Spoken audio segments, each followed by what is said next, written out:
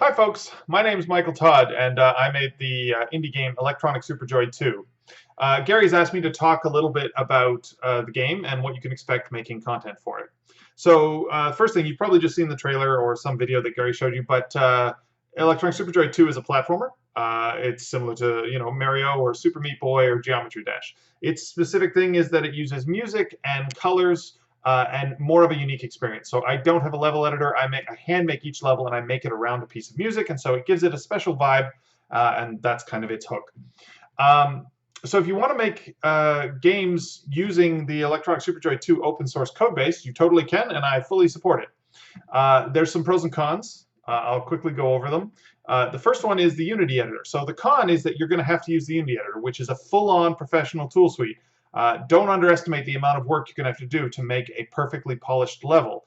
I'm not sure the context you guys are making content for, so if you're making it for your own personal passion project, you might want to go quicker. You might want to just bang it out using some level editor for some other tool.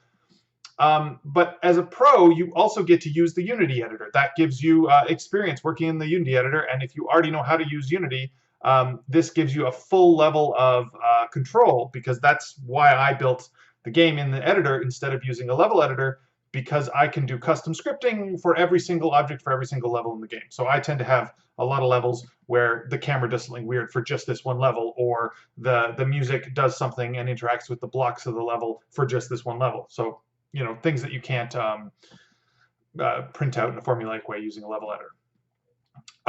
Yeah, another pro is that I'm an indie dev. So the code base is messy, and I'm just one guy, so you can jump right on in and look around. But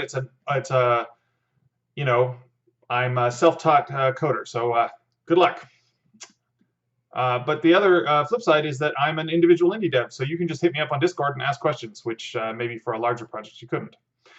Speaking of the large code base, there's a huge existing code base. ESJ2 contains most of the code from ESJ1, admittedly cleaned up, and Groove City, which are previous games. So on one hand, you get a huge code base. You get a lot of monsters, a lot of levels, a lot of stuff that handles camera edge cases and music edge cases, and everything you could possibly need to make your platformer. On the flip side, there is this ginormous code base, which you're going to have to learn. So the upshot, I'd say, is that if you want to use my open source code, there's a lovely little community on the Discord. You can hit me up on Twitter or look for my Discord, and there's a community of people who make levels and change the open source one to add features and so on. You can pull it off of GitHub, and yeah, good luck.